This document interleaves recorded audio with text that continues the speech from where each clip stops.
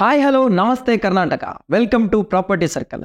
ಎಲ್ಲಿವರೆಗೆ ಮೋಸ ಹೋಗೋರು ಇರ್ತಾರೋ ಅಲ್ಲಿವರೆಗೆ ಮೋಸ ಮಾಡೋರು ಇದ್ದೇ ಇರ್ತಾರೆ. ಅದರಲ್ಲೂ ಇತ್ತೀಚಿನ ಸಮಯದಲ್ಲಿ ಪ್ರಾಪರ್ಟಿ ವಿಚಾರದಲ್ಲಿರ್ಬೋದು, ರಿಯಲ್ ಎಸ್ಟೇಟ್ ವಿಚಾರದಲ್ಲಿರ್ಬೋದು, ಅಥವಾ ನಮ್ಮದೇ ಆದಂಥ ಒಂದು ಕನಸಿನ ಮನೆಯನ್ನು ಪರ್ಚೇಸ್ ಮಾಡೋ ಆತುರದಲ್ಲಿ, ಅಥವಾ ಒಂದು ಯಾವುದಾದ್ರೂ ಒಂದು ಕಟ್ಟಲಾಗಿರುವ ಮನೆಯನ್ನು ಪರ್ಚೇಸ್ ಮಾಡುವ ಆತುರದಲ್ಲಿ, ಸೈಟನ್ನು ಪರ್ಚೇಸ್ ಮಾಡೋ ಆತುರದಲ್ಲಿ ತುಂಬ ಜನ ಮೋಸ ಹೋಗ್ತಾರೆ.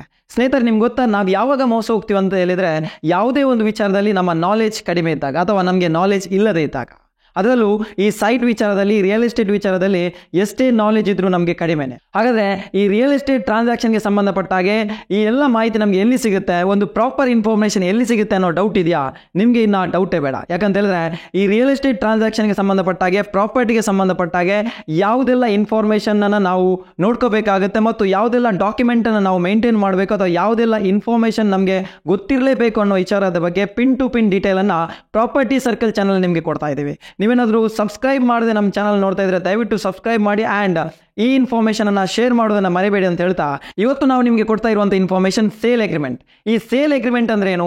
ಈ ಸೇಲ್ ಅಗ್ರಿಮೆಂಟ್ ರಿಯಲ್ ಎಸ್ಟೇಟ್ ಟ್ರಾನ್ಸಾಕ್ಷನಲ್ಲಿ ಎಷ್ಟು ಇಂಪಾರ್ಟೆಂಟ್ ಆಗಿರುತ್ತೆ, ಇದರ ಪ್ರಾಮುಖ್ಯತೆ ಏನು, ಇಲ್ಲಿ ಬರುವಂಥ ಕೀ ಕನ್ಸಿಡರೇಷನ್ ಏನು, ಈ ಎಲ್ಲ ವಿಚಾರವನ್ನು ಇವತ್ತಿನ ವಿಡಿಯೋದಲ್ಲಿ ಮಾತಾಡ್ತಾ ಹೋಗುವ. Let us start today's video.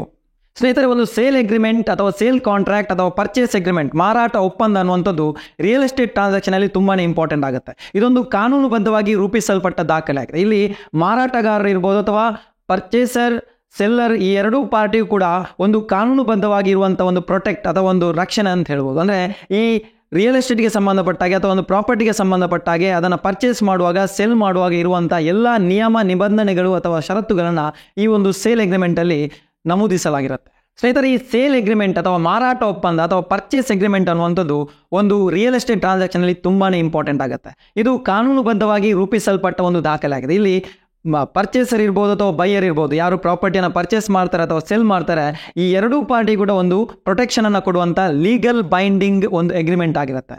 ಇದು ಇನ್ನೂ ಹೆಚ್ಚಾಗಿ ಹೇಳಬೇಕಂತ ಹೇಳಿದ್ರೆ, ಇದೊಂದು ರೋಡ್ ಮ್ಯಾಪ್ ಇದ್ದಾಗ. ಅಂದರೆ ನಾವು ಒಂದು ಪ್ರಾಪರ್ಟಿಯನ್ನು ಪರ್ಚೇಸ್ ಮಾಡಬೇಕಾದ್ರೆ ಆ ಪ್ರಾಪರ್ಟಿಗೆ ಸಂಬಂಧಪಟ್ಟಂಥ ಎಲ್ಲ ಡೀಟೇಲ್ಸ್, ಆ ಪ್ರಾಪರ್ಟಿಗೆ ಸಂಬಂಧಪಟ್ಟ ಎಲ್ಲ ಇನ್ಫಾರ್ಮೇಷನ್ ಈ ಒಂದು ಸೇಲ್ ಅಗ್ರಿಮೆಂಟ್ ಅಥವಾ ಸೇಲ್ ಅಗ್ರಿಮೆಂಟಲ್ಲಿ ಇರುವುದರಿಂದ ಇದು ತುಂಬಾ ಇಂಪಾರ್ಟೆಂಟ್ ರೋಲನ್ನು ಈ ರಿಯಲ್ ಎಸ್ಟೇಟ್ ಟ್ರಾನ್ಸಾಕ್ಷನಲ್ಲಿ ಪ್ಲೇ ಮಾಡುತ್ತೆ. ಹಾಗಾದರೆ ಈ ಸೇಲ್ ಅಗ್ರಿಮೆಂಟ್ ಯಾಕೆ ಬೇಕು, ಇದರ ಇಂಪಾರ್ಟೆನ್ಸ್ ಏನು ಅಂತ ನೋಡೋದಾದ್ರೆ, first point clarity and protection. ಅಂದರೆ ಸ್ಪಷ್ಟತೆ ಮತ್ತು ಒಂದು ನಮಗೆ ಪ್ರೊಟೆಕ್ಷನನ್ನು, ಭದ್ರತೆಯನ್ನು ಕೊಡುತ್ತೆ. ಹೇಗೆ ಅಂತ ನೋಡೋದಾದ್ರೆ, ಕ್ಲಿಯರ್ ಆಗಿ ರೂಪಿಸಲ್ಪಟ್ಟಂಥ ಒಂದು ಸೇಲ್ ಅಗ್ರಿಮೆಂಟ್ ಎರಡೂ ಪಾರ್ಟಿಗಳಿಗೆ ಕೂಡ ಒಂದು ರಕ್ಷಣೆಯನ್ನು ಕೊಡುತ್ತೆ.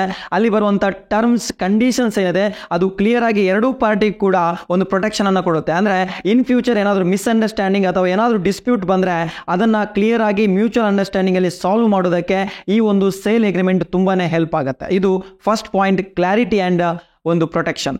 ನೆಕ್ಸ್ಟ್ ಬರುವಂಥದ್ದು ಲೀಗಲ್ ವ್ಯಾಲಿಡಿಟಿ. ಅಂದರೆ ಕಾನೂನಿನ ಮಾನ್ಯತೆ ಇದೆ. ಅಂದರೆ ಈ ಒಂದು ಪ್ರಾಪರ್ಟಿಯನ್ನು ಪರ್ಚೇಸ್ ಮಾಡೋ ಸಂದರ್ಭದಲ್ಲಿ ಕೆಲವೊಂದು ನಿಯಮ, ಷರತ್ತುಗಳನ್ನು ನಾವು ಅಲ್ಲಿ ಮೆನ್ಷನ್ ಮಾಡಬೇಕಾಗುತ್ತೆ. ಈ ಎಲ್ಲ ನಿಯಮಗಳಿರ್ಬೋದು, ಕಂಡೀಷನ್ಸ್, ಟರ್ಮ್ಸ್ ಏನೇ ಇದ್ರೂ ಕೂಡ ಅದು ಕಾನೂನಿನಿಂದ ಮಾನ್ಯತೆ ಪಡೆದದ್ದು ಆಗಿರುವುದರಿಂದ ಎರಡೂ ಪಾರ್ಟಿಗಳಿಗೆ ಕೂಡ ಇದು ತುಂಬಾ ರಕ್ಷಣೆಯನ್ನು ಕೊಡುತ್ತೆ. ಯಾರು ಕೂಡ ಅದನ್ನು ಮತ್ತೆ ನಾನು ಅದನ್ನು ಹೇಳಲಿಲ್ಲ ಅಥವಾ ಅದನ್ನು ಮಾತಾಡಿಲ್ಲ ಅನ್ನುವಂಥ ಆರ್ಗ್ಯುಮೆಂಟ್ ಮಾಡುವಂಥ ಚಾನ್ಸ್ ಇರೋದಿಲ್ಲ. ಹಾಗಾಗಿ ಕಾನೂನಿನ ಮಾನ್ಯತೆ ಎಲ್ಲಿರುತ್ತಾ ಅಲ್ಲಿ ತುಂಬಾ ಪ್ರೊಟೆಕ್ಷನ್ ಇರುತ್ತೆ. ಇನ್ನು ಥರ್ಡ್ ಇಂಪಾರ್ಟೆನ್ಸ್ ನೋಡಿದ್ರೆ, ಆರ್ಥಿಕ ಭದ್ರತೆ ಅಥವಾ financial security.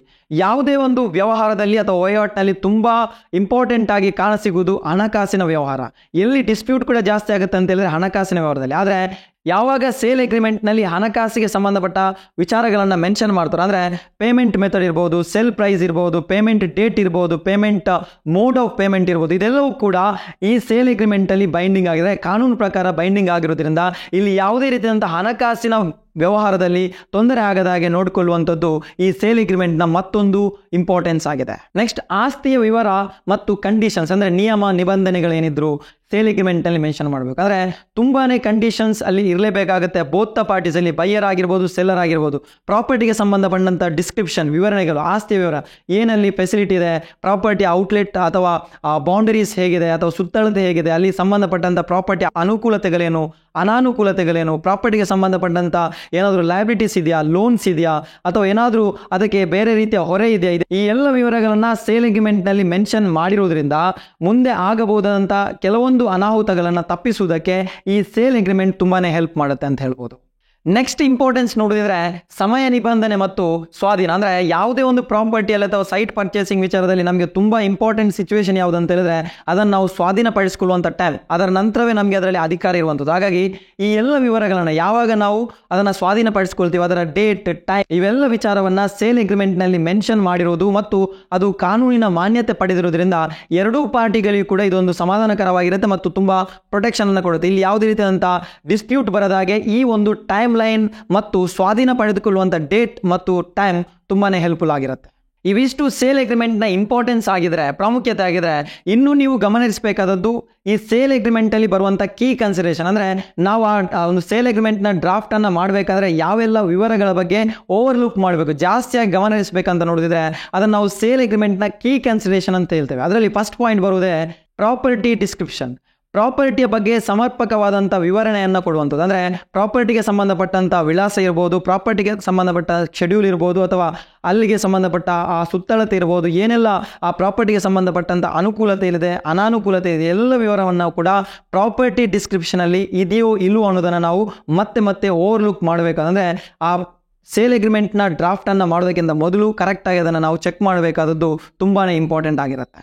Second key consideration ಏನು ಅಂತ ನೋಡೋದಾದ್ರೆ ಸೇಲ್ ಪ್ರೈಸ್ ಮತ್ತು ಪೇಮೆಂಟ್ ಟರ್ಮ್ಸ್.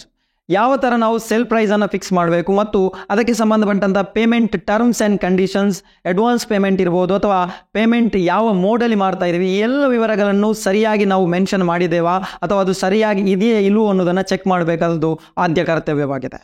ನೆಕ್ಸ್ಟ್ ಬರುವಂಥದ್ದು ಲೀಗಲ್ ಕಾಂಪ್ಲೇನ್ಸ್. ಅಂದರೆ ಇಲ್ಲಿ ಕಾನೂನುಬದ್ಧವಾಗಿ ರೂಪಿಸಲ್ಪಡುವುದರಿಂದ ಸೇಲ್ ಅಗ್ರಿಮೆಂಟ್ ನಾವು ಪರ್ಚೇಸ್ ಮಾಡುವ ಅಥವಾ ಸೇಲ್ ಮಾಡುವಂಥ ಪ್ರಾಪರ್ಟಿ ಸರಿಯಾದಂಥ ಕಾನೂನಿನ ನಿಯಮಗಳನ್ನು ಒಳಗೊಂಡಿದೆಯಾ ಅಥವಾ ಏನಾದರೂ ತೊಡಕಾಗ್ತಿದೆಯಾ, ಇನ್ ಕೇಸ್ ಆಗ್ತಾ ಇದ್ದರೆ ಅದನ್ನು ಸರಿ ಮಾಡೋದು ಹೇಗೆ, ಈ ಎಲ್ಲ ವಿವರಗಳನ್ನು ನಾವು ನೋಡಬೇಕಾಗತ್ತೆ ಮತ್ತು ಸರಿಯಾಗಿ ಬಿಗಿನಿಂಗಿಂದಲೇ ಅದನ್ನು ಸರಿ ಮಾಡಿಕೊಂಡು ಲೋಕಲ್ ಅಥಾರಿಟಿ ಅಥವಾ ಲೋಕಲ್ ಕಾನೂನಿಗೆ ಸಂಬಂಧಪಟ್ಟಂಥ ಏನೇ ತೊಡಕಿದ್ರೆ ಅದನ್ನು ಸರಿ ಮಾಡ್ಕೊಂಡು ಹೋಗಬೇಕಾಗತ್ತೆ. ಇನ್ ಕೇಸ್ ನಾವೇನಾದರೂ ಇಲ್ಲಿ ಮಿಸ್ ಹೊಡೆದ್ರೆ ಅಥವಾ ಇಲ್ಲೇನಾದರೂ ತಪ್ಪು ಮಾಡಿದರೆ ಮತ್ತೆ ಬಿಗಿನಿಂಗಿಂದ ಈ ಸ್ಟೆಪ್ಪನ್ನು ಮಾಡಬೇಕಾಗತ್ತೆ. ಹಾಗಾಗಿ ಲೀಗಲ್ ಕಾಂಪ್ಲೇನ್ಸ್ ಅನ್ನು ಕರೆಕ್ಟ್ ಮಾಡ್ತಾ ಹೋಗುವಂಥದ್ದು, ಪ್ರಾಪರ್ಟಿಗೆ ಸಂಬಂಧಪಟ್ಟಾಗೆ ಲೀಗಲ್ ಕಾಂಪ್ಲೇನ್ಸ್ ಅನ್ನು ಸರಿ ಮಾಡುವಂಥದ್ದು ತುಂಬಾನೇ ಇಂಪಾರ್ಟೆಂಟ್ ಆಗಿರುತ್ತೆ. ನೆಕ್ಸ್ಟ್ ಬರುವಂಥದ್ದು ಕಂಟಿಂಜೆನ್ಸೀಸ್ ಆ್ಯಂಡ್ ಕ್ಲಾಸಸ್. ಅಂದರೆ ಆಕಸ್ಮಿಕಗಳು ಮತ್ತು ಷರತ್ತುಗಳು. ಅಂದರೆ ಈ ಪ್ರಾಪರ್ಟಿಗೆ ಸಂಬಂಧಪಟ್ಟಂಥ ಬೇರೆ ಬೇರೆ ಕಂಟಿಂಜೆನ್ಸೀಸ್ ಬರ್ಬೋದು. ಅಂದರೆ ಲೈಕ್ ಇನ್ಸ್ಪೆಕ್ಷನ್ ಕಂಟಿಂಜೆನ್ಸೀಸ್ ಇರ್ಬೋದು. ಅಂದರೆ ಫಾರ್ ಎಕ್ಸಾಂಪಲ್ ನಾವೇನಾದರೂ ಪ್ರಾಪರ್ಟಿಯನ್ನು ಪರ್ಚೇಸ್ ಮಾಡೋದಕ್ಕಿಂತ ಮೊದಲು ನಾವು ಅದನ್ನು ಇನ್ಸ್ಪೆಕ್ಟ್ ಮಾಡ್ಬೋದು.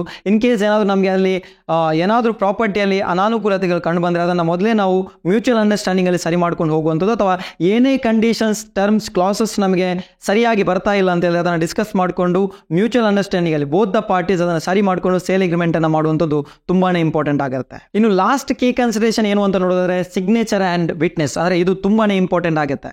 ಎರಡೂ ಪಾರ್ಟಿಯ signature as per the legal document ಹೇಗಿದೆಯೋ ಅದೇ ಥರ ಇಲ್ಲಿ ಇರುವಂಥದ್ದು ಮತ್ತು ವಿಟ್ನೆಸ್ನ ಸಿಗ್ನೇಚರ್ ಕೂಡ ತುಂಬಾನೇ ಇಂಪಾರ್ಟೆಂಟ್ ಆಗುತ್ತೆ. ಅಂದರೆ ಯಾವುದೇ ಒಂದು ಪ್ರಾಪರ್ಟಿ ಬೈ ಅಥವಾ ಸೆಲ್ ಆಗುವಾಗ ಫೈನಲ್ ಎಲ್ಲ ನಿಯಮ ನಿಬಂಧನೆಗಳನ್ನು ಒಪ್ಪಿ ಸೈನ್ ಹಾಕುವಂಥದ್ದು ಎರಡೂ ಪಾರ್ಟಿಯ ಫೈನಲ್ ಡಿಸಿಷನ್ ಆಗಿರುತ್ತೆ. ಸೊ ಇದು ಕರೆಕ್ಟಾಗಿ ಇದೆಯೋ ಇಲ್ವೋ ಅನ್ನೋದನ್ನು ನಾವು ಚೆಕ್ ಮಾಡುವಂಥದ್ದು ಒಂದು ಸೇಲ್ ಅಗ್ರಿಮೆಂಟ್ನ ತುಂಬಾನೇ ಇಂಪಾರ್ಟೆಂಟ್ ಕೀ ಕನ್ಸಿಡರೇಷನ್ ಆಗಿರುತ್ತೆ.